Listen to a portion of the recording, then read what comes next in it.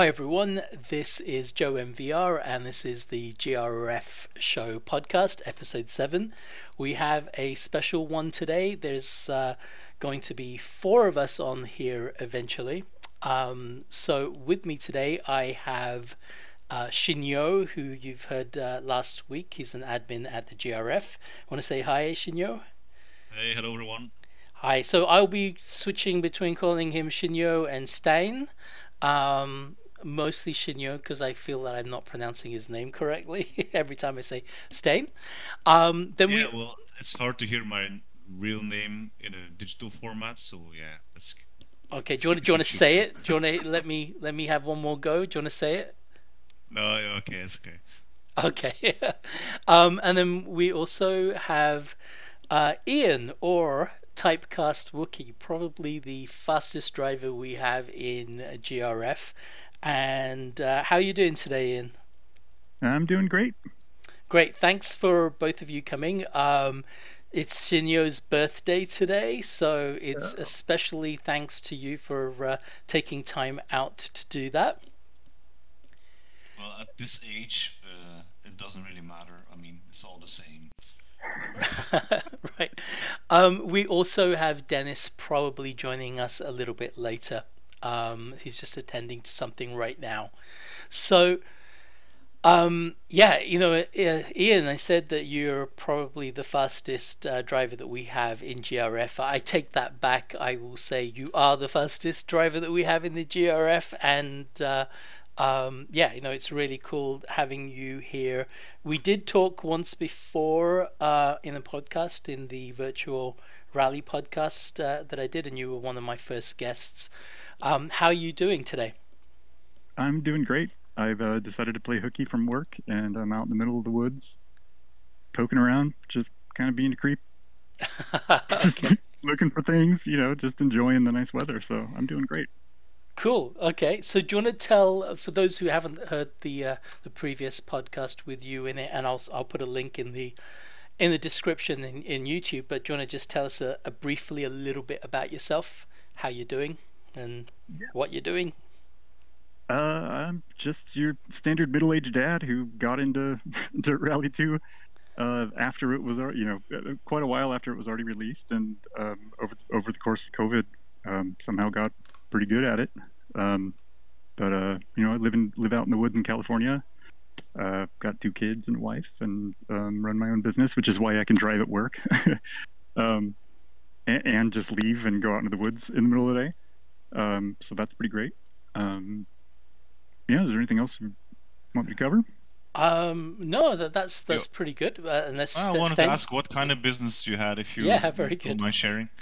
Oh, it's a machine shop, but it's mostly CNC, and I make metallurgical specimens for engineering schools. So for engineers you know, to physically test samples of different types of metal, like their yield strengths, how their creep, their torsion, their tensile strengths. Um, A that's background in that as well, or? Nope. Okay. I was a video game artist and a musician, and Okay. through a story that's way too long to tell here, I ended up taking over a family business and teaching myself how to become as good of a self-taught machinist as one can be, and now I run the business. Oh, there's All one right. other thing Very that we nice. need to Thanks. know, Ian. Tell us about the tax that you paid. The tax. Oh yeah, I cut off the end of my finger. Um, No. yeah, my pointer finger. I lost the end of it in a bandsaw, being distracted by somebody else. And And did you sell it at a school as well, or? did I sell? I should have. I didn't keep it. I was thinking about giving it like a Viking funeral, putting on a little boat and just burning the little boat. But it was pretty mangled up. You, It was pretty gross. you So should it add was just it. Okay. giant pink booger at that point. So I just let it go. You should add it to the pile of Gold Rush trash, and then Yeah. historians in the future will say the people in the Gold Rush were cannibals. Oh yeah. Yeah. Alfred Packer style. Yeah. Um, so actually, I just realised that we have not that the listeners don't know about this Gold Rush thing. You know, quickly just say a few words about that. Oh, I live in the area where they discovered gold in California, the actual town where it was discovered, and in a property all over. I live right next to the river, and all over along the river, there's these massive tailing piles where people came in and generally made a mess and wreaked havoc on the environment. But it's kind of sprung back. But I just like to go out and walk around, and I actually did find a big piece of gold, about $7,000 piece of gold, last year. But for the most part, I just find junk. But some cool stuff, old coins and pieces of shotguns and whatnot. And is there still something in the river, gold-wise? Oh yeah, yeah. No, there's a ton of gold up here. It just isn't. It isn't really. It isn't really profitable to extract it now. So you can go out with a pan and find gold anytime, like Oh, that's awesome. little flakes, you know. But for industry sized, pulling of gold, it's not really Yeah, uh-huh. doable anymore. But like I said, I was walking around out here the other day with a metal detector, and I found a $7,000 piece of gold, a specimen piece, and so there's still lots of it, and I've got a pretty good collection of it. Not to sell. I don't care about the money. It's just fun to find something. It's fun to go out into the woods looking for something and finding it. So that's what I Right, do. awesome. No, that's awesome. That is very cool. It kind of brings to life all the TV shows like Deadwood and that kind of Right. stuff to me. So that's kind of mind blowing. So, Ian, we kind of met, I think, when we were both doing another club's championship, and we got along pretty well, and then you came on to my other podcast, and that was all pretty cool. Um, but I think one of the things that I've noticed about you watching your stream is just how good you are at the Rally 2. Um, Now, when we do the dailies and stuff, occasionally I end up doing a little bit better than you. And that, to me, it sounds like it's always when you've either crashed or you weren't really even bothering that much. Like I've seen you get into the Alpine, for example, right? Go to in one of your streams, you just went to Argentina and said, "Oh, I'm just going to break a bunch of wet world records," and then without practicing, you just go in stage after stage, getting these world records that I'm sure people worked very hard to get. So that's just kind of a measure of how good you are and how entertaining your stream can be, because you seem to take it very casually, and it is really fun to watch you make these little throwaway remarks and stuff. So, um, is streaming something that you've just started recently, or have you been doing it for Yeah, a while? yeah. And I don't watch streams. I'm too old to get it. I don't understand it. But people, kept asking me to put something together, and I finally just kind of bit the bullet and tried it. Even like signing up for Twitch for me, just because I worked in computers for so long, and then now I have just completely given up on them. Yeah. Even like making a Twitch account for me was like, oh god, like, here we go. So finally, I got to it, and but I can only stream from home, and it's typically after my kids go to bed, so I have to talk quietly, and oftentimes by then I'm pretty exhausted, and but yeah, I just got into it, and I don't know. It's fun coming out of VR and seeing that people are actually in the room. Unfortunately, because I'm on the West Coast, most of you guys who would be watching are all either in Europe or back east. So I come on while you guys are mostly asleep, but it's okay. It's fun. I'm glad that somebody watches it. So that's pretty fun for me. Yeah. Okay. Okay. Stan, have you ever seen the? No, I hadn't. I wasn't aware that they were streaming. That there was a Twitch account where Typecast raises, so I'll have to subscribe. Yeah. Right. No, So, do you have a YouTube channel? I mean, are you exporting any of these videos to YouTube as well? No, can you export from Twitch to YouTube? Yeah, you just set that up and then you just hit export and it goes straight to YouTube. It's really cool.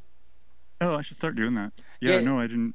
I hadn't even bothered with it. I didn't even know you could do that. So I'll have to mess with that tonight when I get home. yeah, that's it's very very cool, and that way, Twitch expires your videos after a little while, like, and Right. that number of days has come down quite a bit, and so then you can kind of archive them too. The reason I'm asking is because what I'm planning to do is during this video have some of your Twitch stream playing in the background, so we'll miss out your pithy commentary, but We'll be able to see you drive. So that will be quite fun, I think, for those who are going to watch on YouTube. So, Okay. yeah. So I was gonna. Well, Stan, do you want to say anything? I guess you haven't seen the the Twitch stream yet, but you will, right? Yeah, for sure, for sure. I didn't know it existed. So, but I'm not really into consuming Twitch or YouTube of gaming, but I started watching Anti stream because Yeah. it's very entertaining, and like I hear you talking about it, this one seems pretty entertaining as well. So I might give it a go. Yeah, absolutely. Ian also, I don't know if you've ever made highlights as well, but you can just make, short snippets that are easier to link to as well, so that you can just watch, that one particular stage or whatever you choose. So that's something Okay. that I do a bit as well. So right, what I really wanted to get into today was the question of tuning and technique, and this comes up a lot in every rally related Discord forum, Facebook group, you name it. So we thought we'd start a small series on the podcast with various guests talking about, the synergy of tuning and technique. So a question I had for both of you, and Dennis, if he were here, how much of a difference do you think a good tuning setup makes? Because many people say they don't know what they're doing and they avoid making changes to the default, and that's kind of shocking to me personally, because I think it makes a difference. But I don't know what you guys think about that. Um, well, I'll answer. For certain cars, I think tuning is absolutely kind of necessary. But and this could just be the fact that the cars actually don't match my driving style very well. But I found that like tuning on the more modern cars isn't, you don't have to be as extreme as I do with some of the older cars. Depending on your driving style, like the new cars are so forgiving, and they're I don't think I've ever hopped into a new car and just went like, what? Like, oh, I gotta fix this. Usually it's just little adjustments to the gearing, or I want it a little softer or something like that. Whereas with older rear-wheel drive cars, I've got to get in there and tweak the depending on if it's turbo or if it's naturally aspirated, tweak the gearing, tweak the camber, tweak the toe, all that kind of stuff. I've got to do a lot of work on rear-wheel drive cars, whereas the more modern all-wheel drive cars, either I don't know how to do it, or I can't tell the difference because I'm trying to drive them like they're rear-wheel drive. So I've already forgot the question. I started Does off. What was it? Just how important it is? Yeah, how important do you think tuning is to you? Um, well, tuning is super important to me just because I have kind of a more aggressive driving style. You could say a little more sideways.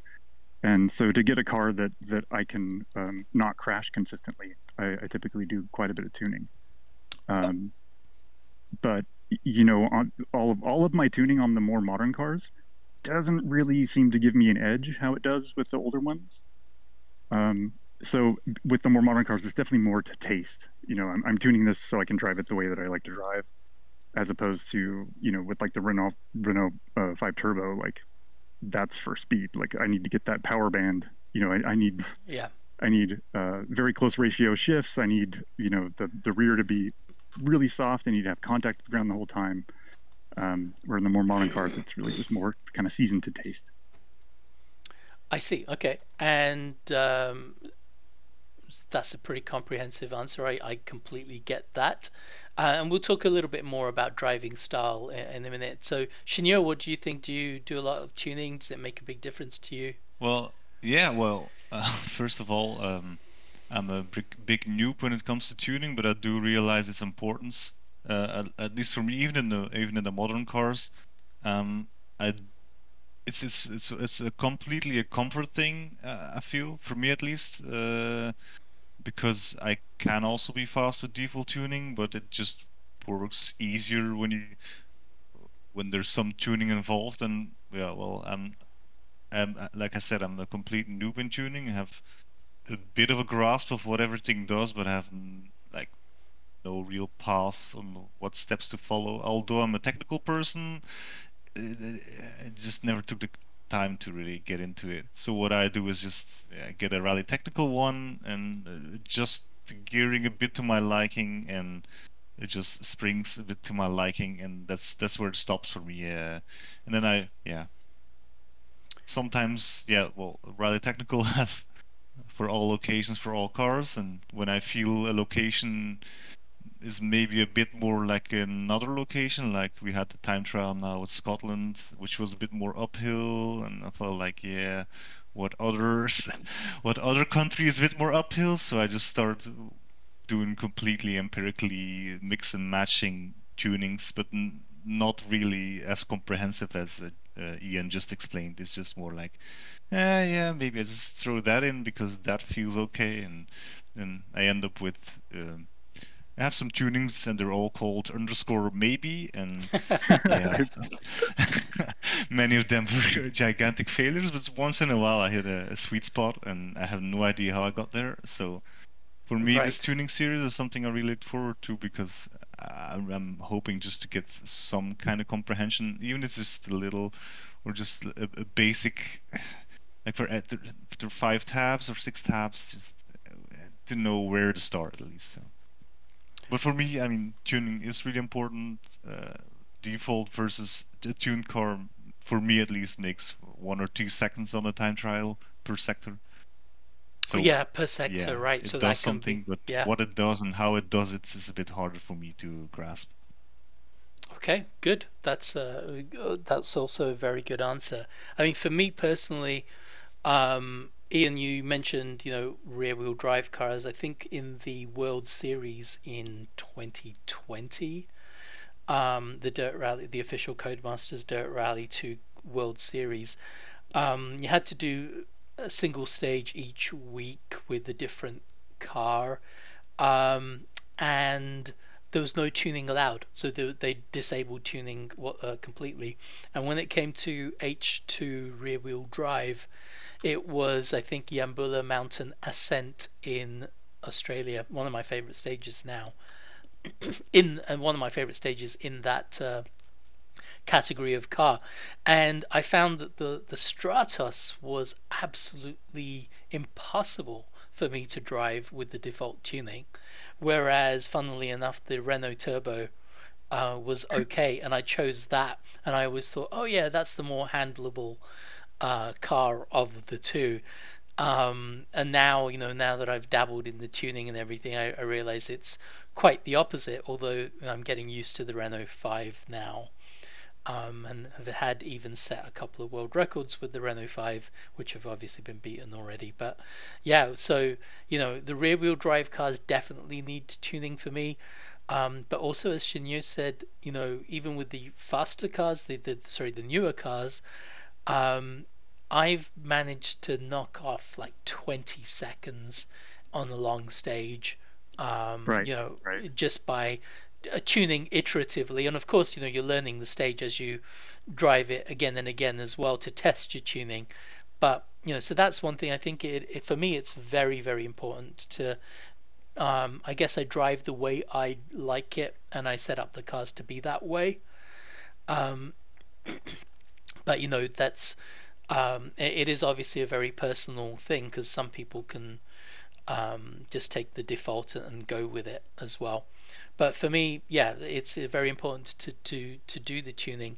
And I've found now, doing the dailies with both GRF and with the Dirty Discord as well, that the tunings can actually vary from stage to stage in the same location. Oh, definitely. No, if you're doing time trials, like, each stage really should have its own tune. Depending on. I don't want to go.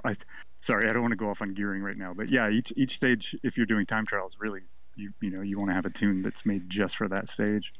Yeah, absolutely. Like New Zealand, for example, right? You've got the twisty oceanside ones, and then you've got the fast long straights. And I've managed to keep the same tuning for both, except for the gears, which can be very different between the two types of stages.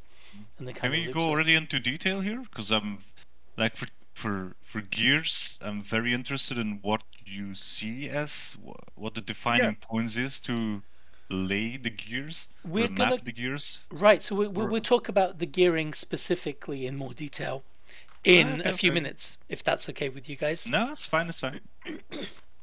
Okay, No, I'm a gearing nerd, so I'm waiting. I'm excited for this. chomping We'll at the get to it. bit for Yeah. that. Well, actually, watching your stream, right? I've seen you set a blistering time, maybe a world record, right?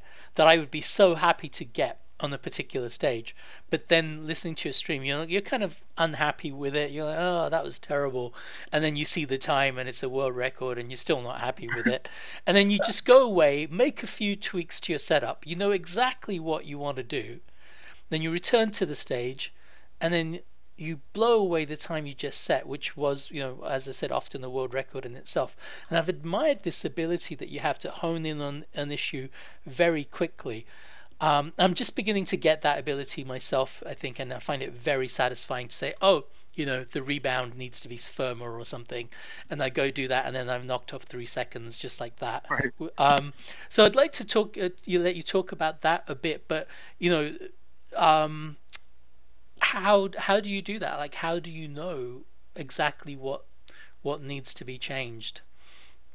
Well, oftentimes, if you look at a stage, or even usually when I run a rally, I make a tune for a rally. I just run that tune the whole time. Yeah. Um, but boy,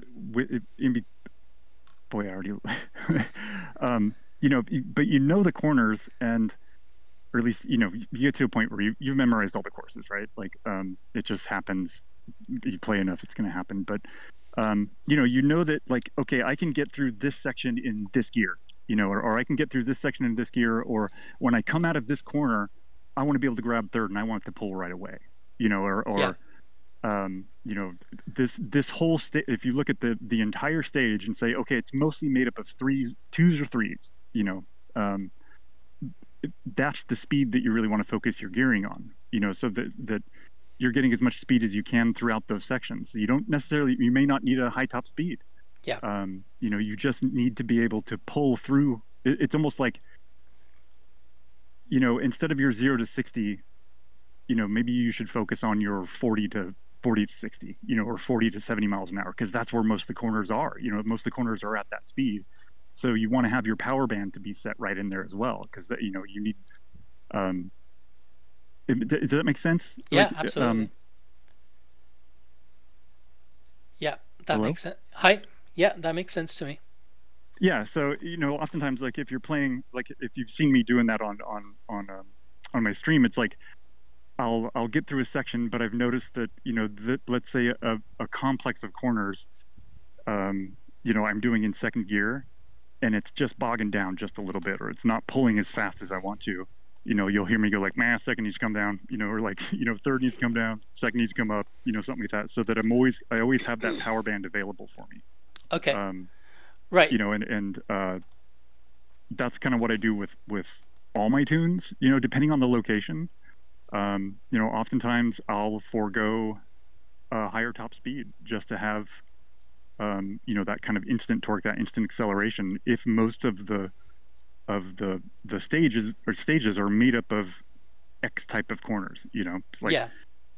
I mean, oftentimes, for example, oftentimes in like Poland, you'd think that, and this is just with the R5 T, you'd think that having a high top speed would be, what's going to get you the best time. But unfortunately, with that car, you could have it set to 1, fifth gear set all the way to 1, and you'll likely never, even if you do reach that top speed, the amount of time it's taken you to get to that top speed, right, you could have had it set lower, and you would still be faster because you got to a lower top speed faster. And yeah, but how do you feel that? How do you know that? I was wondering the whole time now, like, yeah, okay, you have to find the middle ground somewhere, maybe, because sometimes when you're maxing out certain stages, it feels like you're losing a lot of time. But yeah, how do you know how do you know that, like, yeah, the time I'm losing now, I'll compensate for it later, or?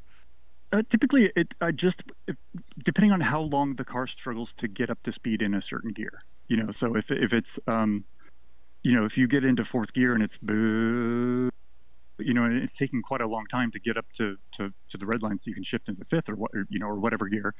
I would typically just drop it down a little lower, not, sometimes a lot, sometimes not much, just so that you can get up into that power band faster. Right. And So even then, I've just found that sometimes, and this is not always, it really depends on the car. If the car has a ton of power, then having a shorter final gear is really not that great. You've got enough power to accelerate through, all the way up to, it's like in the Delta, you can get up to 142 easily, even faster in the Peugeot. But with low car power, cars with lower power, or cars with really spiky power bands like the R5T, I typically have them set quite a bit lower so that I have a quicker or a shorter gear ratio in between gears, so that I don't have to pull for a really long time in any given gear. That usually often means throwing away first gear too. So if there's a lot of hairpins, that I wouldn't do that. But in courses or locations where there isn't a lot of hairpins, I'll bring first up quite a bit just so I can kind of mash that entire gear ratio into a zone, so that I've always got power on hand if I need to come out of a corner and I don't want to bog down in third or fourth.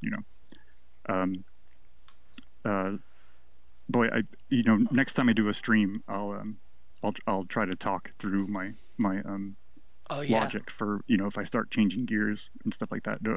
Yes, please. That'll be that's interesting. That's great. Go around a corner and oftentimes if I'll be like, third gear's too long. I'll come out of a corner and I need to have that power.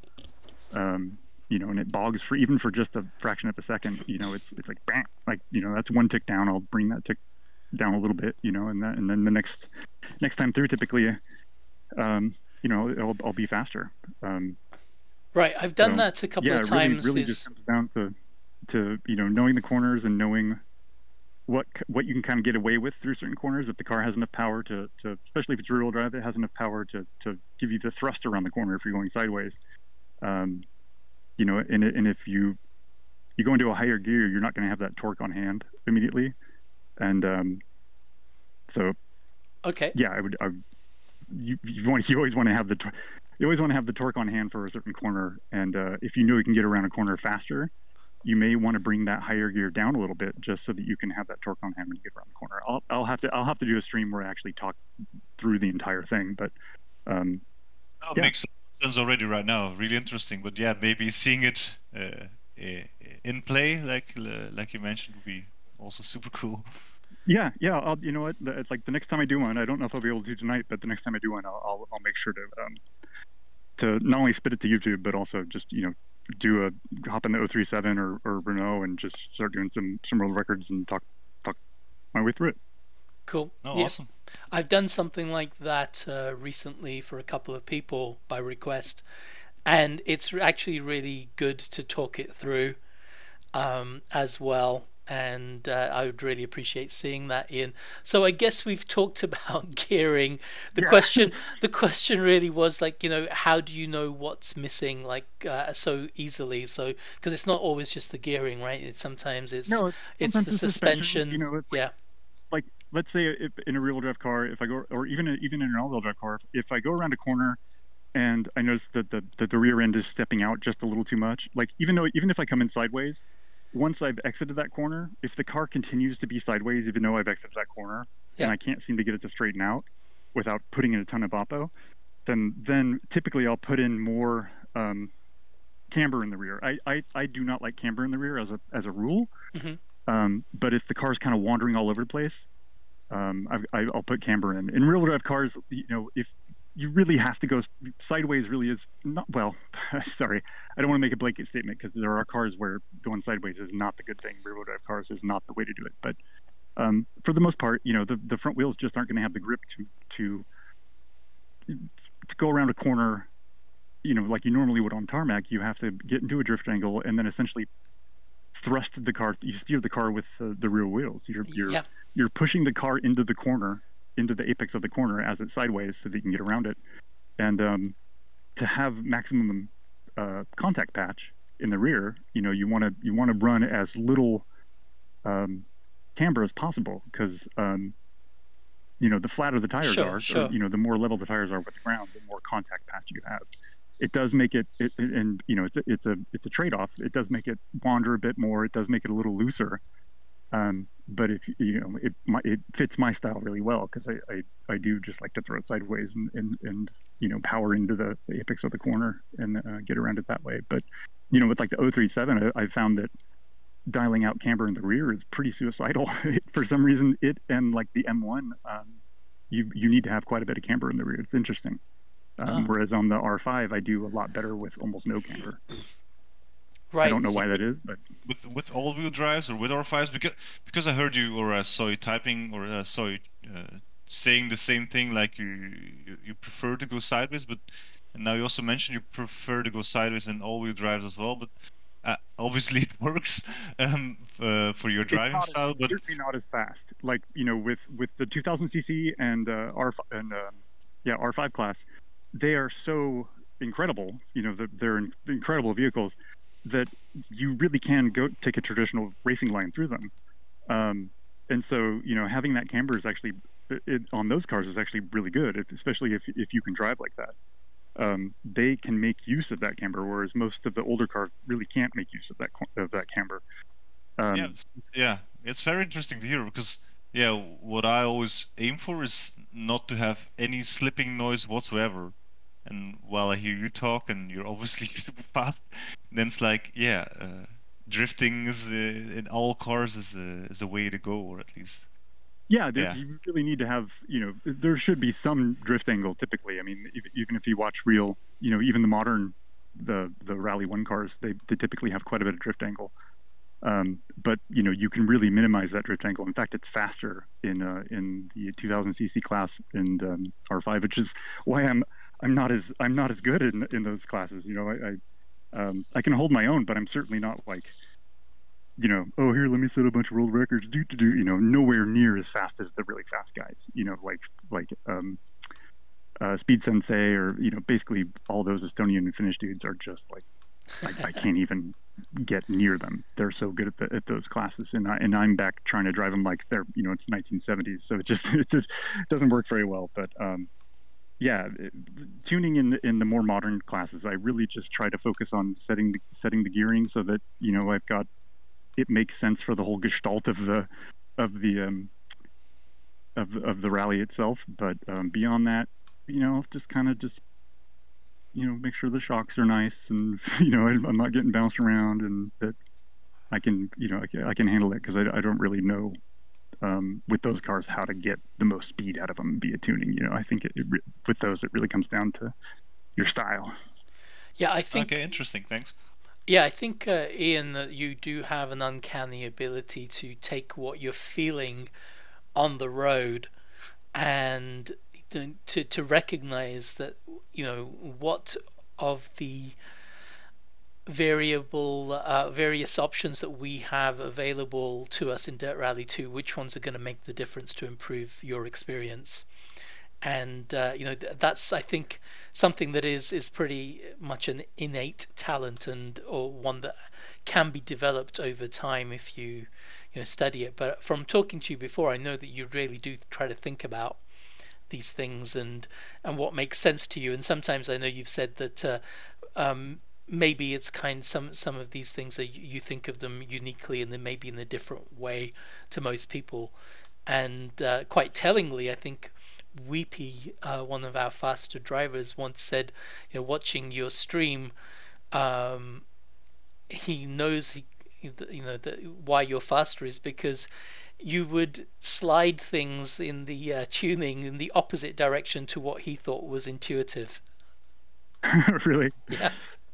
Yeah. Well, and I think that the little blurbs in the tuning page is pretty misleading in certain areas. Yep.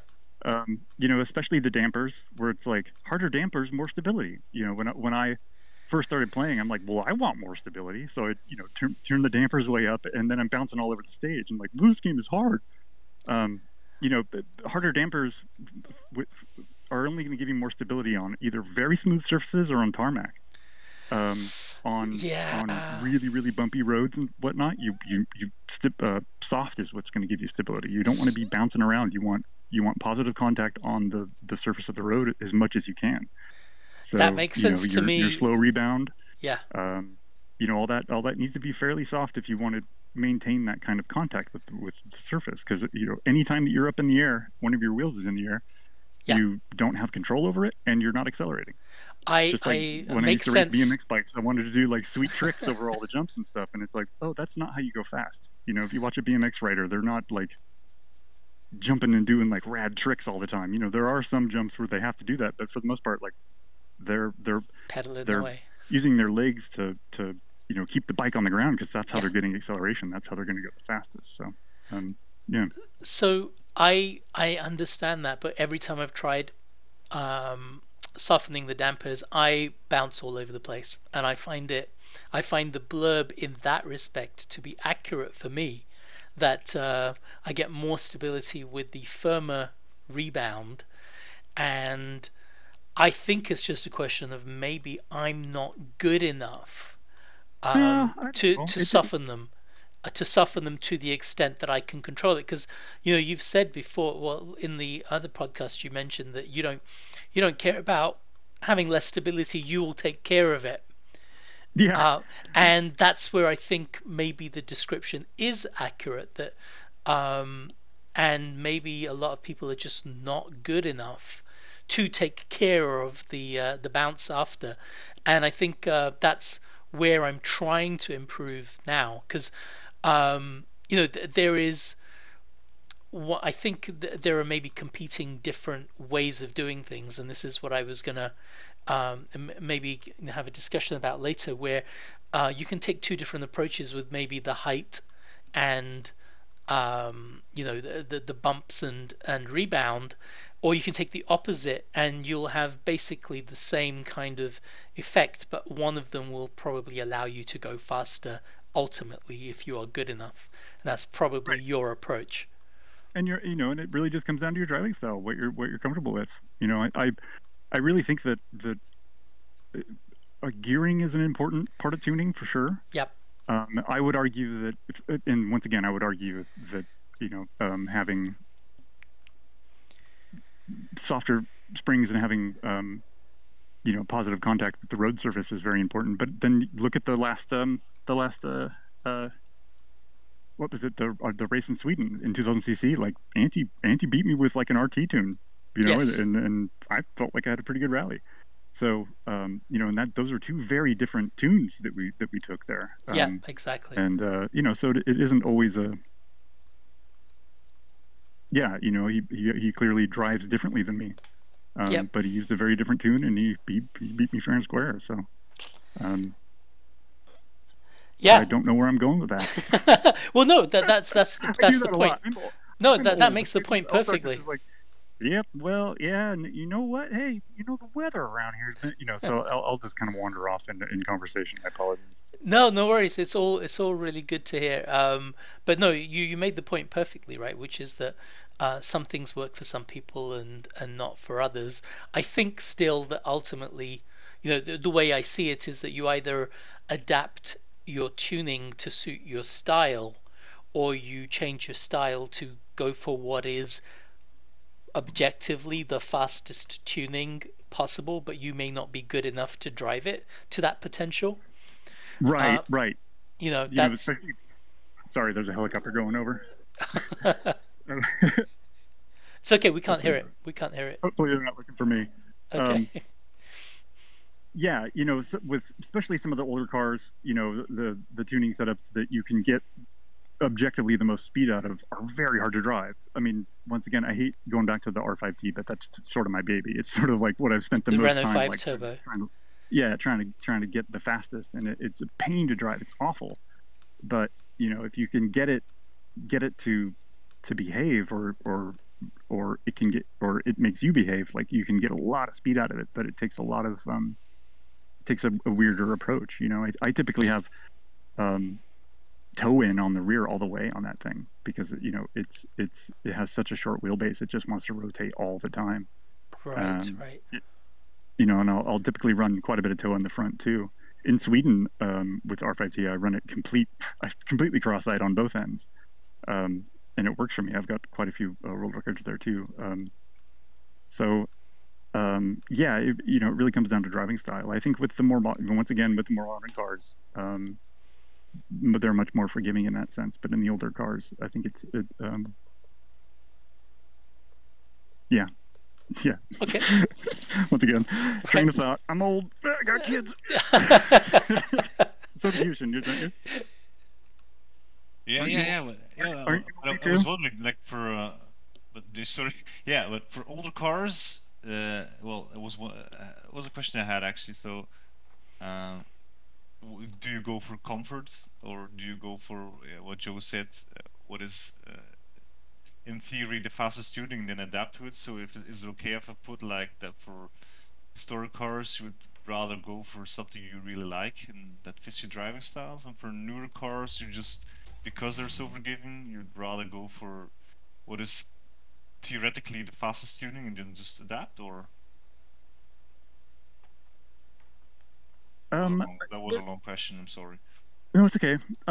With older cars, they typically, I mean, there is certainly a hierarchy in the older cars, except for between the Ford and the Alpine. I think those are very evenly matched depending on your driving style, and then you've got people like Ed Rosa, who have the most podiums whilst driving the slowest car available to him. Like, um, oh boy, I lost your. Sorry, can you ask the question again? Yeah, well, it was a long question, so you got some time. No, no. The thing was, um, historic cars, you would rather go for comfort and not necessarily theoretically what is the fastest tune. No, Whereas for I'll drive newer the fastest. cars, oh, I'll take the yeah. fastest and then just tweak it until it's comfortable, basically, or Okay, okay, okay. just deal with it and be like, well, this car sucks to drive, but I'm going to do it.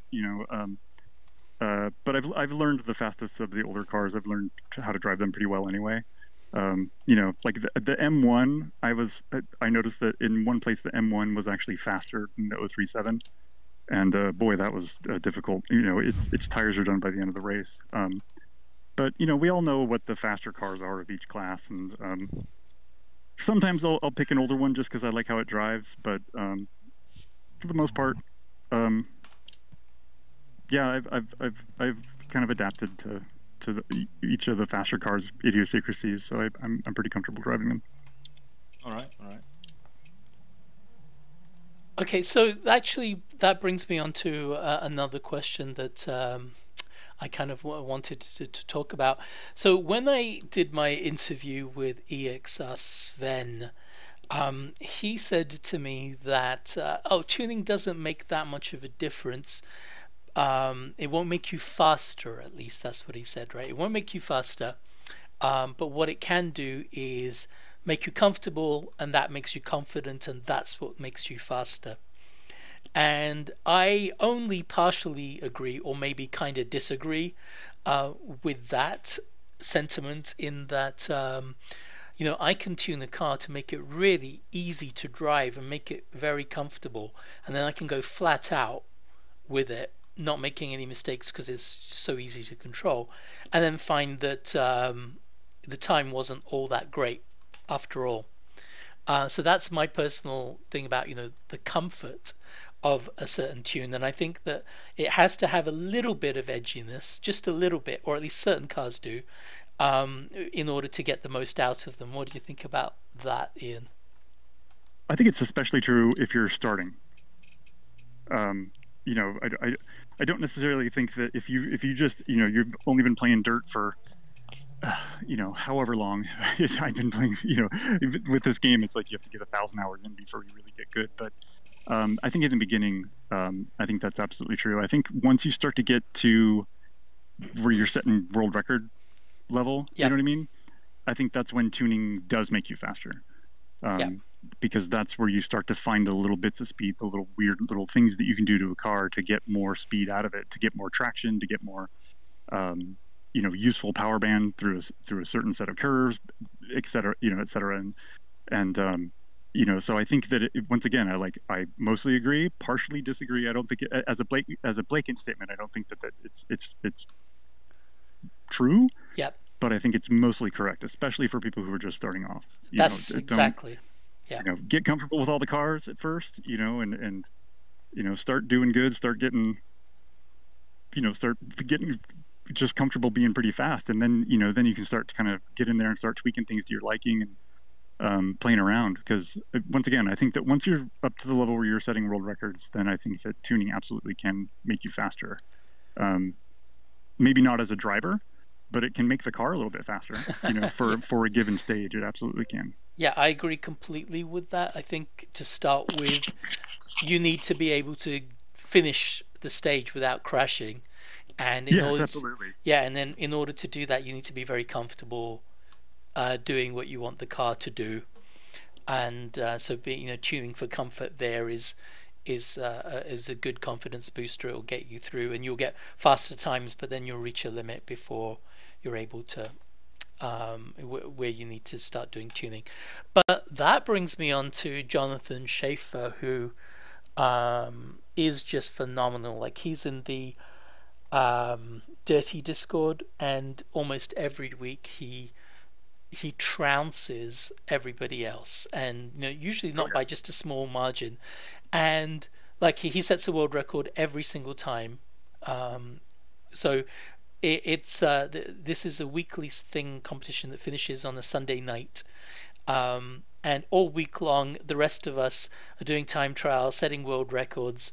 And so for example, I set a world record in Argentina with the R5T wet, which I'm sure you'll want to go and address, Ian.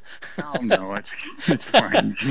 I mean, I may do it just on one of those nights where I'm bored. I don't have many other races I want to do, and I'm like, all right, let's just sit down and do some low hanging fruit. I may get it then, but I'm not going to go home and be like, oh, that Joe got my. But that's the thing, right?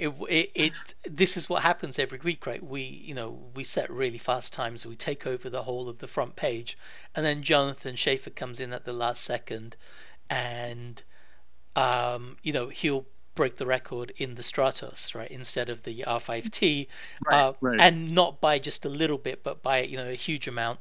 And this week, that's what he did. So I had maybe like a 3:55 time, and he'll go in. Maybe like a 4:05 time, and he'll come in with a 3:50 or something like that at the last minute, and he'll just destroy everyone. And so then. We did a long Greek stage in H2, our rear-wheel drive, and this is one of the stages where the Escort is going to have an advantage over the Alpine because of the uphill bits. Right. And everyone's switching to the Escort, and he just came in and broke the world record with the Alpine. And, of course. And then he just says, and I've at the start of the video you'll see my setup, and then he'll say, hint, it's stock. And generally he runs generally he runs stock setup, and he'll just adjust. The one thing that he will usually adjust is, can you guess? Gearing. Yeah, and so but for that it was completely stock, and it's so infuriating. But when you watch him, he runs in VR hood cam with no ground cover. That's what I run too. Yeah, exactly. And what it does, I think, is to allow you to see where safe cuts can be made, like safe legal cuts can be made, and you can just carry much more speed through. It sucks that it really does effectively work as a cheat, because I turned it off because initially my 1060 couldn't handle it with with my Oculus. Oh my god, yeah. Yeah, I've been running on a 1060. So when I just switched over to the 3080, I just was like, well, the ground cover really screwed up. It could not handle ground cover on my old computer, so I'll just turn it off. Like, so many of my cheats have been, or my faster weird setup things, like the 200 DOR, like the hood cam thing, have all been just out of like laziness and just not really understanding what's going on, and then later to find out that, like, oh no, this is what all the fast guys do. It's like, really? I did it for initially dumb reasons. I stumbled my way into like a really fast setup. Really, it's typically how I work anyway. But Right. yeah, those decisions to run, no ground cover, 200 DOR, those were not tactical decisions on my part. They were seriously just like not understanding that the ground cover actually shouldn't, at least in DR2, shouldn't actually affect your frame rate. And 200 DOR, I have no idea why my computer was set up like that. Why I had it set up like that at some point, I don't know. But when I started playing Dirt, that's what it was set to, and I was just like, man, these cars are twitchy. Yeah, Like, I think geez. mine's 'Cause the same. It's a fake steering wheel. You're driving a fake car. I just figured fake car is going to feel fake. So whatever. I didn't think about it until I got onto GRC and the subject came up and I got interested and I went and looked and was like, oh, it's a 200.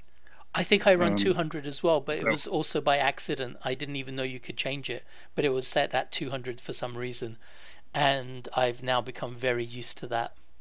yeah. I mean, is the G27 set to 200 from out of the Yes, box? I Like think so. It I is. think so. It must Oh, be that's why. because I've never ever changed it. And then when you was like 200 and everyone's saying, "Wow, 200, that's crazy," I just turned my wheel and it went just slightly past 90 degrees each way, and I thought, "Oh shit, I must be at 200 as well." But Yeah, anyway, okay, that explains it then, 'cause I don't remember ever changing it. It yeah, just got to a point where it was like, yeah, that's what I learned to drive on. That's what unfortunately now I'm comfortable with. I think it'd probably be funner, but I've screwed up wrists anyway. I can't be, whipping a tiny little wheel around. But yeah, yeah, totally. You change your real life cars as well now? Yeah, Same yeah, rotation?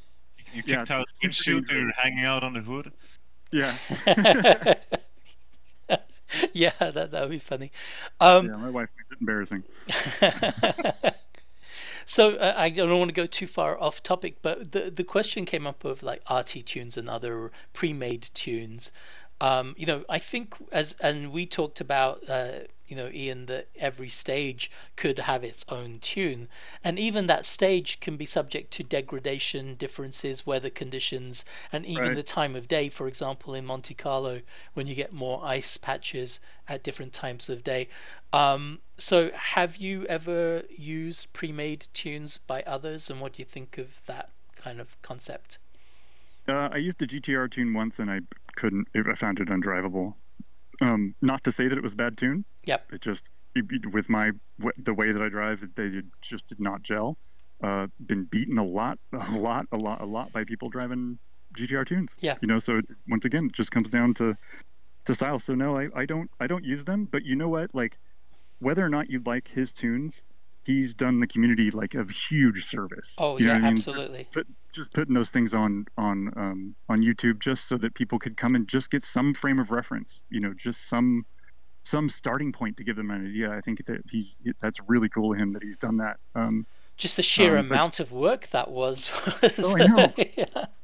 Yeah. Yeah, so I really appreciate him. I really appreciate what he does, but I certainly don't use his tunes. I use all my own tunes. And Yeah. it's funny, like sometimes I'll come up with this tune that's just really weird and radical, and I've got a strange idea for how I want this to run, and I'll do well, and then I'll ask the person who either beat me or was just behind me, like, hey, did you modify, did you run a weird tune? It's like, no, basically stock. So Oh wow. Yeah. in certain car classes it really isn't going to make a difference, and it just Yeah. and Sven is, once again, like, he's mostly right. It comes down to feeling confident with the car. You're confident, you're going to drive faster, and but I still believe that there are little things in there that you can change, especially gearing. Okay. Gearing, I think, is one of the more important. Can we focus on gearing now? What's that? Super interesting. Yeah, can we focus on gearing now? Let's go technical on gearing. Yeah, well, what I was thinking was that we should actually, I was going to suggest we just go through the vehicle tuning as it is, like in the order in which it is, with alignment, brakes, differential. Some of those we're not going to talk about too much, but we could start with gearing if you want. Why don't we do that? No, let's start from left to right. No. Okay. Let's keep it as the centerpiece. Okay, so before we do that, quickly, Shinyo, do you use stock tunes from like pre-made tunes from RT or anyone else or something like that? I only use pre-made tunes, yeah. And like I said before, I do some mix and matching of set tunes Okay. and some slight modifications on gearing, especially like the last gear to get some more top speed out of, and Right. sometimes to get some more acceleration first and second, but that's it basically. So Right. And I'm not too adventurous. Yeah. okay, cool. So I mean, I found that now I kind of roll my own tunes now, but I found now that many of the locations can use pretty much the same tune, and then I just fine tune a few things. So USA, Australia, the fast New Zealand's, even Scotland, for me, can all have pretty much the same tune. Even Poland as well, or Poland and Finland are similar enough, can have basically the same tune, and I'm just going to play with the height and gearing so much because I've really just adapted it to the way I drive.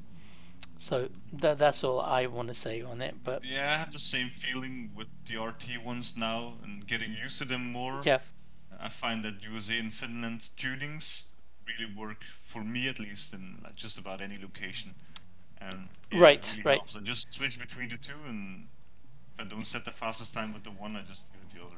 It's really stupid, but yeah, No, that's fine. I adapt and it works. So yeah. Yeah, the other day I think I won one of the dailies by, I just went in quickly and I think it was in Australia, and I had Australia, USA, and Scotland tunings, and I tried all of them, and Scotland was the fastest, so I just made a couple of changes and then made that my own new Australia tuning. But as I said, it varies from stage to stage, really. Okay, so let's talk about alignment then. So we've got front toe angle, front camber, rear toe, and rear camber, and of course that's not available on all cars like the H2RWD, the Alpine, and some others that don't have all of these variables. Ian, what do you think about each of those things? Toe angle. Toe angle, I use on cars that are extremely that are inherently unstable. So they have really short wheelbases, or their center of gravity is, funky. So, a mid-engine car, or, and so toe angle is tricky on the front. It will give you more stability for sure. But if you're familiar with the concept of Ackerman steering, do you guys know what Ackerman steering is? No. It's kind of how our cars are set up, so that the wheel on the inside actually turns more, so that they both trace the same arc. Oh, Because interesting. like if you think about putting wheels on a stick, right? So your front wheels are on a solid front axle stick. They can't, and you have the pivot in the center of that stick. Yeah. They're going to trace different arcs around a corner. So Ackerman steering is this little. It's sort of like a linkage that all cars have. That so the wheel on the inside of a corner is going to turn a little bit more than the wheel on the outside of the corner.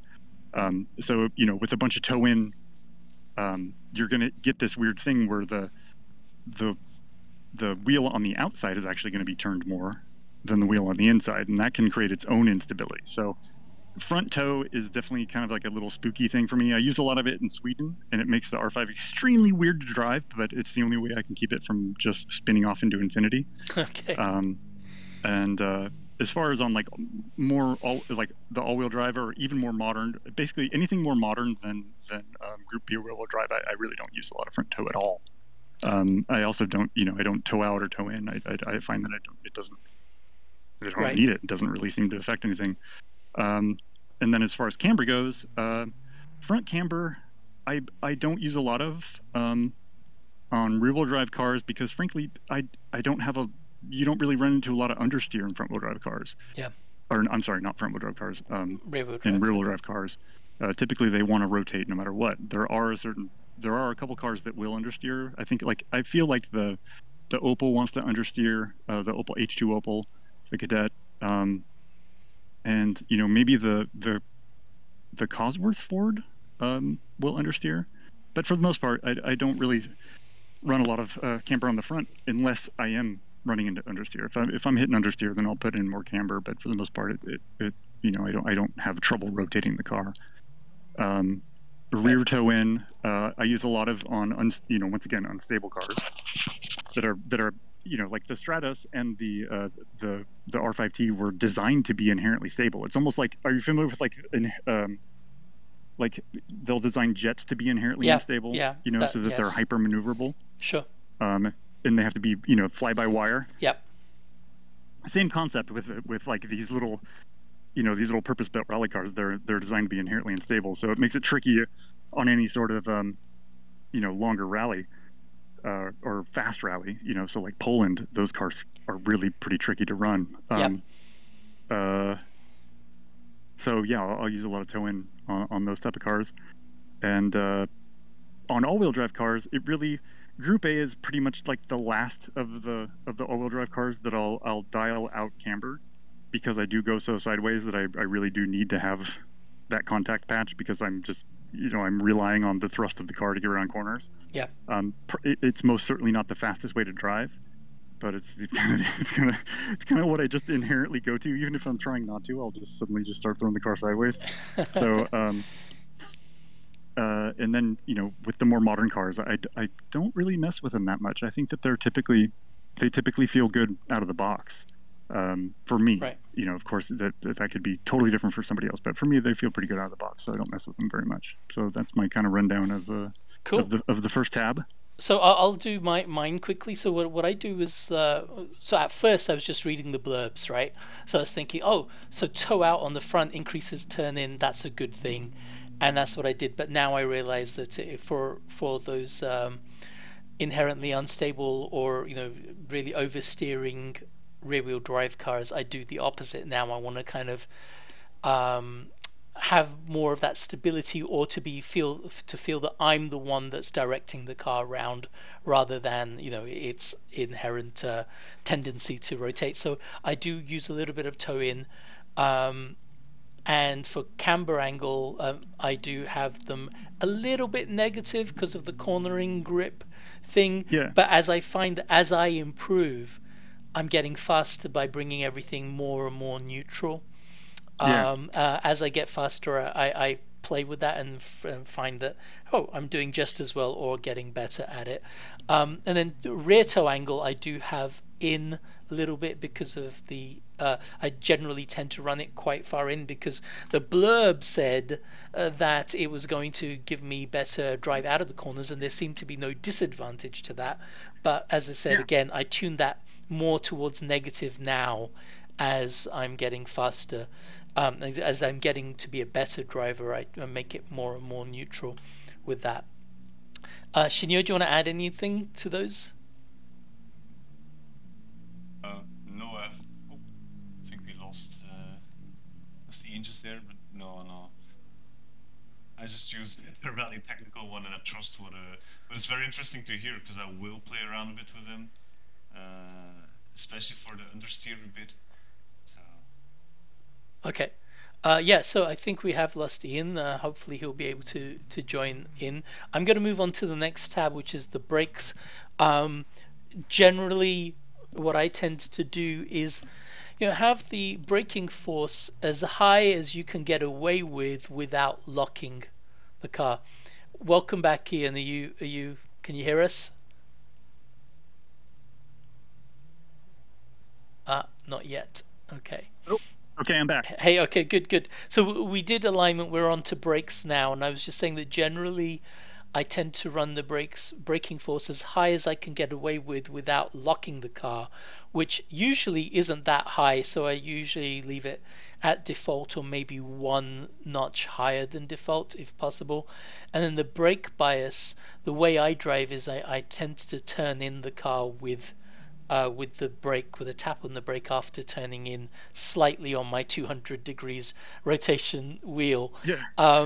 And just turning in with the brake seems to be really good, because then you can just get the right angle you want, and then it accelerates out of it. And this is where the synergy between different tabs comes in, because if I have a lot of rear brake bias, so say like, I don't know, 55%, and I turn in with the brake, there will be a point where you get suddenly snap oversteer, and so for that reason I tend to run toe angle with a bit of toe in to counter that sometimes, if I need the brake to turn the car. And so that's the way I do it. I generally tend, especially with even with rear wheel drives, I'll have it, like 58% or so, between 50 and 60%, but especially with all wheel drive cars, and front wheel drive cars. What do you do with brakes, Ian?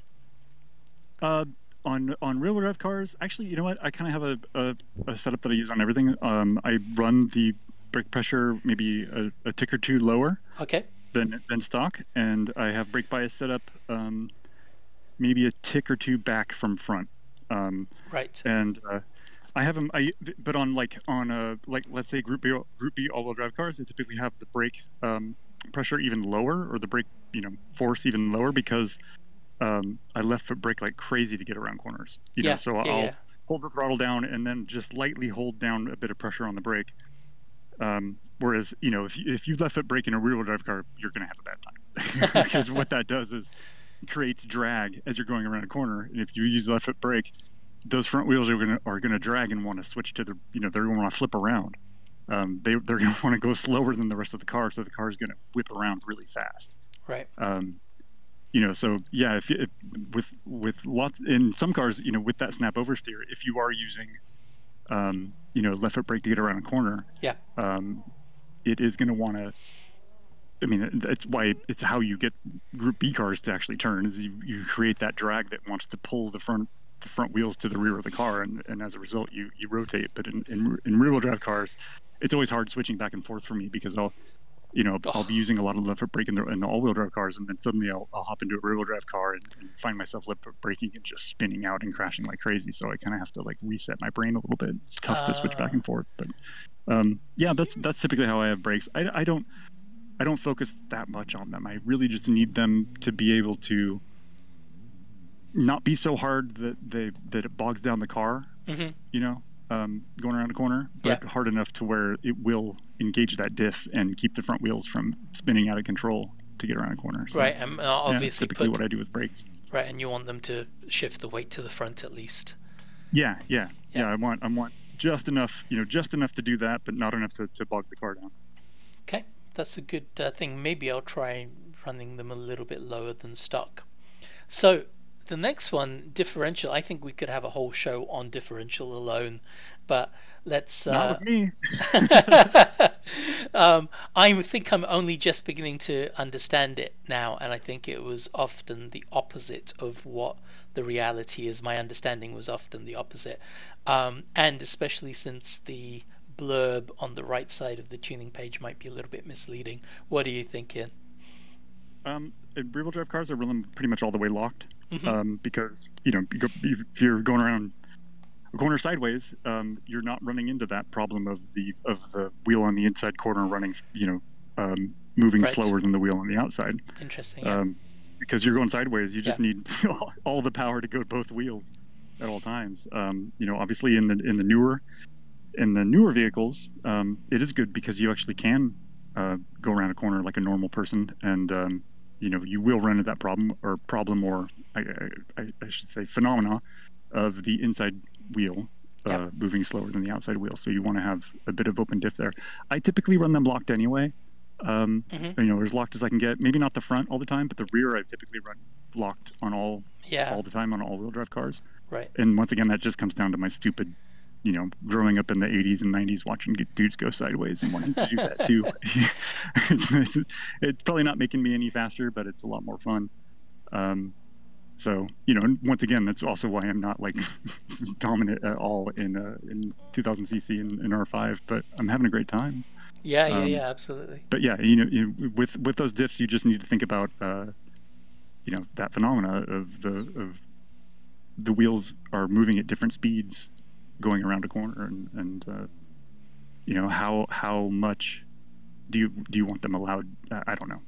Diffs are magic. Diffs, we might as well just be talking about. Well, you know what? Crystal magic. Point. They're. I'm not a wizard, so I don't understand them very well. Okay.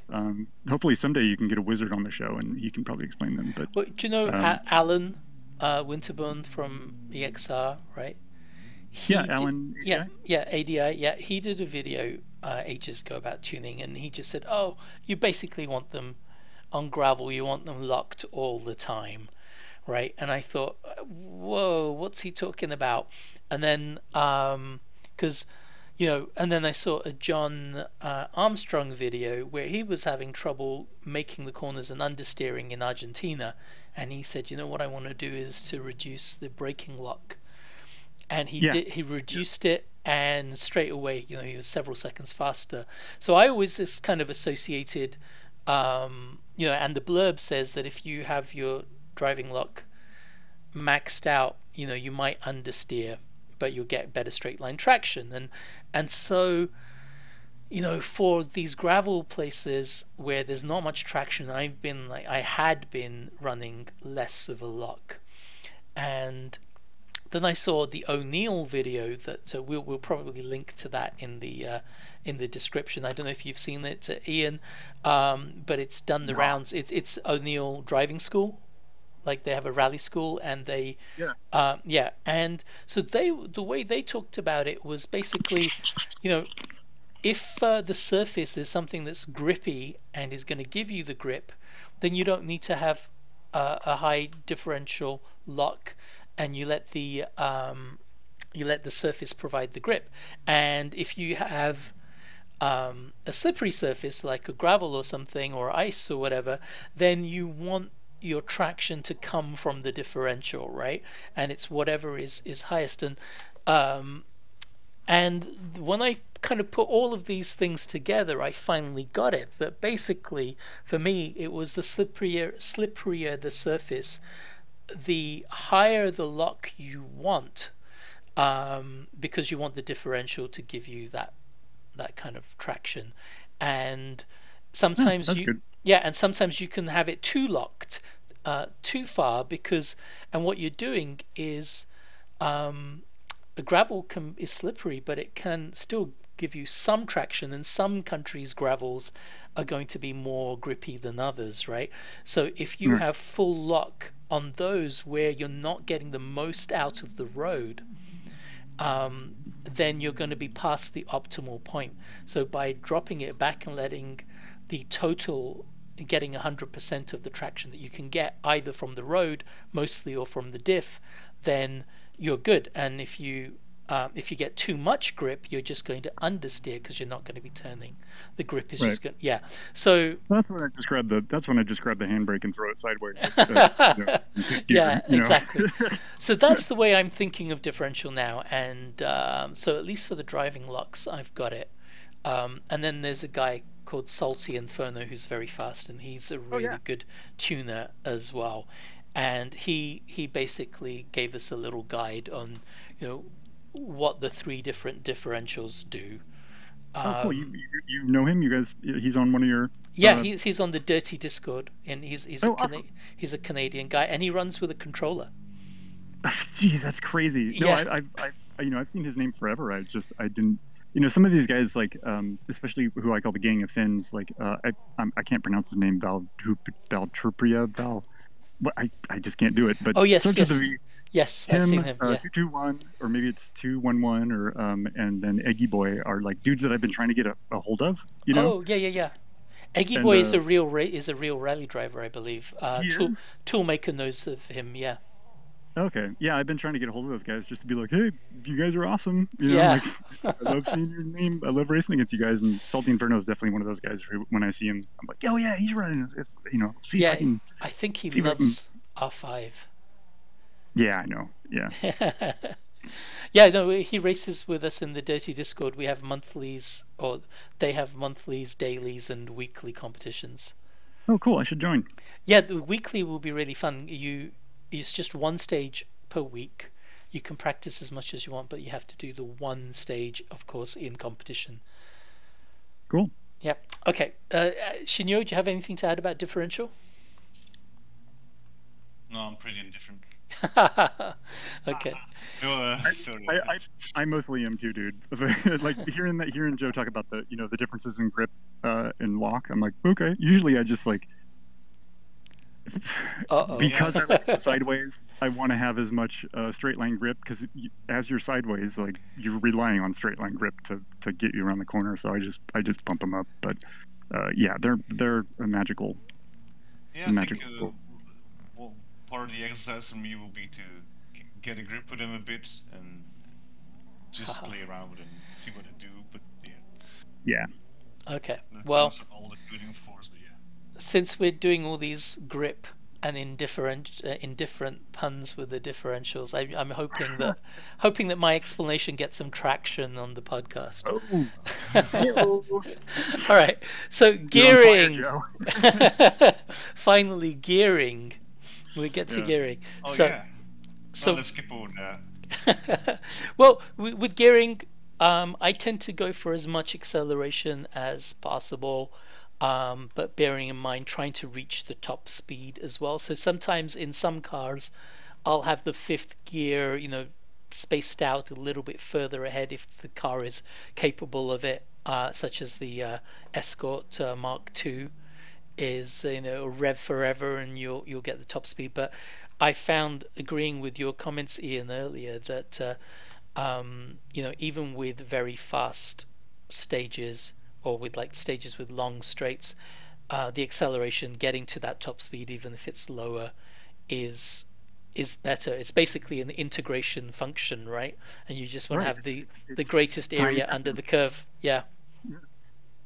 Yeah, someone much smarter than me could figure it out. But I try to just intuitively, look at an entire rally and be like, okay, most of this rally is made up of threes and twos and threes. It may have a long straight, and I'm willing to eat that if I can get through these twos and threes faster. So I'll gear towards that as opposed to top speed, unless it's like a Group B where top speed is a fraction of the speed of light. But Yeah. but in most cars they don't quite have that kind of pull. So like in the Alpine, I'll tune it down to where top speed is like 115 because generally Ford ain't gonna go much faster. Yeah. So I'll tune the Alpine down quite a bit because you can just sail through corners Carry so that much easier speed, yeah, with the carry Alpine. that speed. But I think Yeah, also it can be a bit deceptive if you really look at each of the stages, even the ones that you think are going to be very fast long straights. There are enough interruptions where you're not going to be carrying that very high speed all the way. exactly. You're going to have to either downshift or turn the wheel or go, lift off to go over a bump or something. And for me, if you've got that lower top speed, you might be able to actually carry that through without slowing down as much. Right. You'll have that torque on demand to even if you Yeah, do yeah, yeah, have to exactly. let off or you have to brake for an interruption in the middle of a straight, Yeah, you're going to be right back into the revs quicker than you would be if you had a taller gearing. yeah, Um, absolutely. Yeah, and so I also yeah, go ahead. okay, go ahead.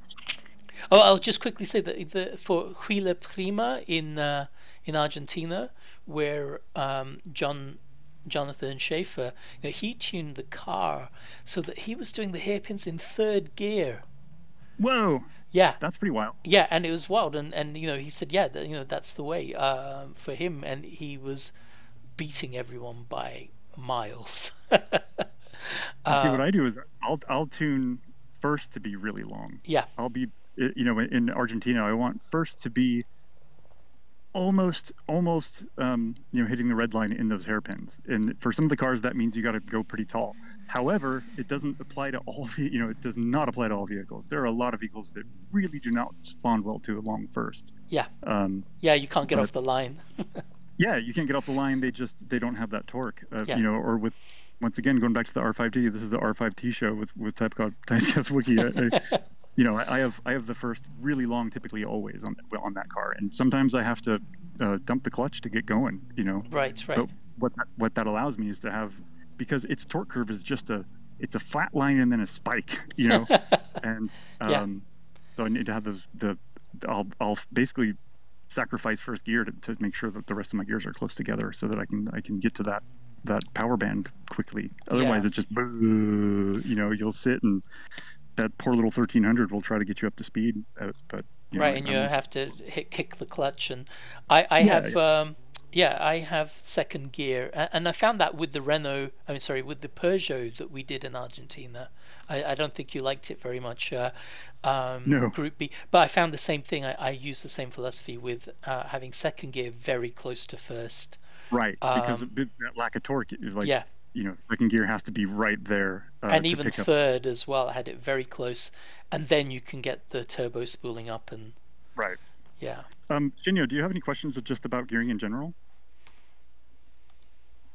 Well, I think what we touched on before, like seeing you do it might make more sense to me. Like Right, right. Because this when is, you're, once again, yeah, we're talking about this. It's all fairly abstract, trying to describe how I feel about corners, like, or going through a certain section, like, feeling like the car isn't getting to power band quick enough through a series of corners. It's hard to describe that just over but the I phone. think I think I have quite the feeling about that. But yeah, that intuition you talked about, it would be awesome to see it in real life and see it. I mean, I'm really looking forward to any of your future videos where you're touching on that, because Okay. Yeah, I mean, oftentimes, even it'll be, I'll get the corners all set so that, I've got power in these certain corners that I know I can get through faster. And then I'll hit a straightaway and I'll hit an awkward moment in between gears. You know what I mean? Like I'll top out in fourth long before the end of the straightaway. And then when I shift to fifth, I drop back in speed. You know what I mean? Because then I have to kind of start over again in the revs. So a lot of it is trying to figure out those weird little things too in time trial. Like, oh man, like, great, I have the corners all set. I'm flying through the corners, and then when I get to the straightaway, I'm hitting red line at an awkward spot. So then you got to go back and be like, okay, well, how can I get through the corners faster? But then by the time I get to that straightaway, I still have enough revs and enough power to get a good amount of speed through it, but I don't have to shift at a super weird spot, lose a bunch of speed before the end of the corner. So a lot of it's just massaging like that. And that makes sense. Yeah. and I hate like expounding on this stuff because ultimately I don't know what I'm talking about. This is all just from goofing around in dirt and watching VHS rallies. I want to stress to everyone listening that I am not a pro at this. I've just thought about it a lot. That doesn't necessarily make me, it doesn't make me a good authority. But I have thought about it a lot, watched lots of rallies, and obviously just played in dirt for a really long time. There's clearly, I mean, look, think about John Schaefer. Like, that dude could just dust me with a stock setup. So. But this is the stuff that I can only talk about the stuff that works for me, and it works for me, and I can kind of talk about it like I'm an authority. So, but ultimately, a lot of the tunes that I've made for other people, I don't think anybody's ever liked one of my tunes. Maybe one guy, for the Group B Ford, one dude was like, "Yeah, this is how it's supposed to be driven," but for the most part, no, they pretty much fall flat. So, but I don't gearing think it really matters. No, I mean, I think the theory behind it is what makes it super interesting, right? Yeah, I think can, gearing might be one of the things that I can show to other people that may work for them. But as far as my suspension setups and whatnot, they pretty much fall flat. But gearing is one of those things that I think might transfer over to other people. So once again, I'll do a video on that, and I'll make sure to let you know. Yeah, thanks, really. Great. So, Hey, Joe. yeah, I'm. So should we carry on and talk about damping quickly? Because that's something else, Ian, that you're really you have a lot of thoughts on. Yeah, I run. See, this is I run dampers very, very soft, because once again, because I'm an authority of watching old rallies from the '80s. They talk about how they run their suspension soft. You want to have positive contact with the ground at all times. Not so, but there's also little clips that I've been meaning to cut out from. I think it was a Manx rally or an Irish rally, where the guy was talking about how we run real soft suspension in the rear, but that makes it susceptible to damage because it's so soft that if you hit a hard bump, it could screw up the diff. So there's a fine line there, right? You want to have soft suspension so that you're soaking up all the bumps, but not so soft that you're hitting the you're bottoming out so hard that it changes the car's direction, which happens quite a bit if you run too soft. I run soft, pretty soft dampers, as soft as I can get away with without, once again, damaging the car or just bottoming out all the time. And with soft dampers, I run the what is it, the slow rebound, typically pretty low. I want those wheels to drop really quick. If you run slow rebound with stiff dampers, that's you imagine that can make it more unstable than running. Right. It can make the car a lot more stable, because if you imagine it going over a bump and there's another bump coming, and you go over the bump and the wheel drops and makes contact with the ground. Well, as that strut is extended, if you've got stiff dampers, the next time you hit the bump, it's going to boing you. It's almost going to amplify the effect of the next bump. Okay. So if you're going to run a real soft, slow rebound in the negatives, you need to have soft dampers as well. In my experience. Right, and I think that's where sometimes we differ there. You have to run harder dampers, just because you're just going to be bottoming out all the time. But I run them as absolutely soft as I can get. Now, it's funny. I noticed that because I drive in hood cam in VR, I've been going back to driving in car just to kind of just goof around, just because it's kind of fun watching the fake arms move around on the steering wheel. My super soft suspension, it feels like you're driving like a 70s Malaise era American car. It's just leaning, and it feels pretty silly if you're driving in car. But on hood cam, I don't notice it that much. So because I've given a few tunes to people and they're like, dude, this is it's like jello. How can you drive like this? And I've definitely experienced that in car. So like I said, I want my suspension to be as soft and as pliable as possible, to soak up and maintain contact with the ground. Right. So did I lose you? No, not at all. I'm just thinking about what you said. Yeah, so that's the thing. I do run a firm bump as well, and so that's why just playing with the rebound and making it softer while keeping the bump firm isn't working for me. Yeah, because that strut extends, and then the next bump, now that strut is at full extension, the next bump you hit, it's not going to want to compress again, so it's going to just bounce you right back out. So yeah, if you're going to run a lot of slow rebound, your dampers need to be soft too, and so they both kind of work with each other, right? Yeah, like exactly. If you're going to run stiffer dampers, you want to have stiffer slow rebound. If you're going to run softer, you can run. So yeah, they work with each other. Cool. Right. So that's where we've differed, and I guess when I tried to run it with the way you said, which makes sense to me about the rebound, I should have probably at the same time played with the bumps as well and made them a little bit softer too, in order to keep everything kind of working together well. Excellent. Yeah, I think they both should be adjusted at the same time in relation to each other. Yeah. Okay. So with the springs, I tend to run at the lowest height that I can get away with without it suffering too much. And I used to run it ultra low, and I found that obviously in some places you just have to go up a little bit higher in order to get over the bumps more smoothly. And spring rate and anti-roll bar, I'm really at a bit of a loss, and it's kind of trial and error. So I'd love to hear what you think about all of that. With me running soft suspension, I typically have to run fairly high. Yep. Because otherwise I'm just bottoming out all the time. So in car it does feel like you're driving like a '79 Ford Granada or something, but hood cam it isn't that bad. So I typically run high not all the, well, it depends on the car, but mostly I just run higher, not super high. But if it's like a RGT car, all the way up. If it's the M1, all the way up. If it's a Porsche, the Porsche RGT, you have to run all the way up. That thing has 20-foot overhangs on both ends, and you're going to be banging into everything. Okay. But with with the rear-wheel drive cars, I think last time I was on the podcast, I talked about how I typically like to have the rear a little bit lower, just in case the physics are advanced enough to know that I'm trying to shift the weight to the rear. Spring rate, I typically run once again as low as I can get it, because the springs are just there to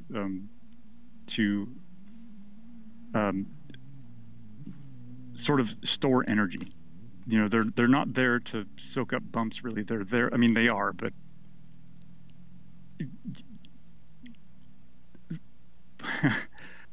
you basically just need them to make the struts extend again.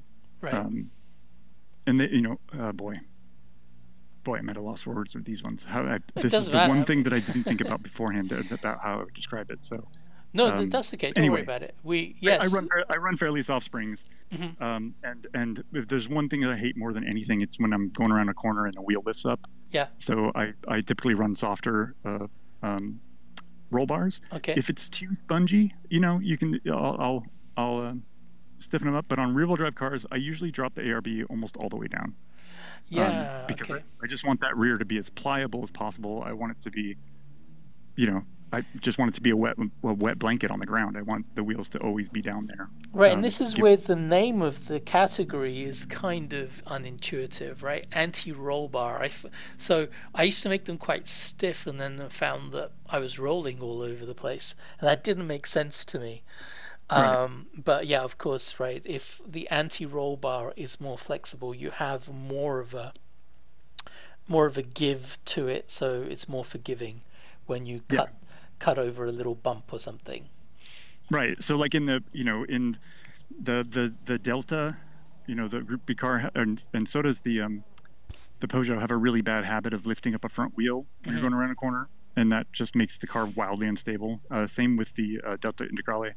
I like to run softer ARBs because their suspension is pretty crap. Like, it's pretty bad. It's from the 70s essentially. So once again, I don't like having a wheel lift up. Like an H2 front wheel drive, like I make the front as gooey as possible because those wheels are constantly going to want to be lifting up off the ground, and I don't want that. But yeah, in rear wheel drive cars, typically,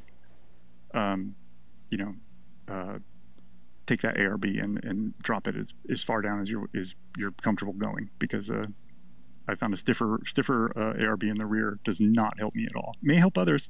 I know that Ed Rosa, he's really good with ARBs, and he's really good at tuning them to get a feel he likes. But for me, I pretty much just get him down pretty low. Your car's going to feel spongy, but you're going to have to toss it around a lot harder. It's not going to react as quickly. It's going to be much more sluggish. But it just means that you got to prepare for the corner quicker, or be ahead of time, get the car kind of set up for it. You're going to have more grip, but the car is going to be spongier and not as reactive. Okay, yeah, that makes absolute sense to me as well, and that's the way I'm trying to do things too, to have the anti-roll bars fairly pliable, but not to the point where as you said, it's so spongy and gets it takes you forever to straighten up and that kind of thing. So yeah, overall though, I think your tunes. One of the important things about your tuning is that the various tabs work well together, right? Because there is some interplay, of course, between the damping and the springs. The entire car, yeah. Yeah, the differential and the gearing, the brakes and the differential, the alignment and the brakes, the alignment and the differential. So it all kind of works together, and which is why sometimes just changing one thing may not make an improvement, but maybe changing more than one thing together might actually make that improvement. And doing the old kind of scientific iterative method isn't always the best. I would generally, if you don't know what you're doing, I would recommend it. Just change one thing at a time. But sometimes, especially once you develop an intuition, that you want to change several things at the same time. Moving one slider affects a slider somewhere else. So exactly. It all has to be. Yeah. Well, Joe, I gotta get going to go get the kids. Is there anything we gotta? No, this is perfect. I was just about to wrap up right now, actually, because we've come to the end of the spring stuff, and we've been talking for a long time today. So we'll probably do a supplementary thing with Dennis at some point. And Shinyo, if you're still there. I'm still here. We're gonna head off to it's 11:45 here. It's getting late on his birthday as well, man. All right, thanks for listening. Yeah, I enjoyed it for sure. So thank you for being here. No, of course. I'll try and make a video where I pretend to know what I'm talking about and show you what I just my process through a stage and how I try and get a faster car. And, ultimately it could just be confirmation bias, but I don't know, it seems to work. So, Okay. I'm really looking forward to it. I'll try and pick it live, and if not, I'll pick up the recording on YouTube or Twitch. So I'll try and find you on Twitch for. Maybe we should throw that in the show notes as well, Joe. Yeah, it's just my name. Ah, okay. Yeah, I will do that for sure. So what I'm going to do is have a link to the O'Neill video, to have your Twitch stream, Ian, and I will also, for the video in the background while we talk, I will have the various tuning tabs open and move the sliders around as we talk about them. So we'll have some visuals to help people follow what we're talking about. Cool. Okay. All right, guys. Thanks very much, Ian. Thank you, of course. Stan, as well, for being patient and talking with us for so long. I'll wrap it up right now. Thank you for everyone out there for listening to this special episode of the GRF podcast. Bye for now, guys. Thank you, Joe. Thank you, Ian. Good night. Good night.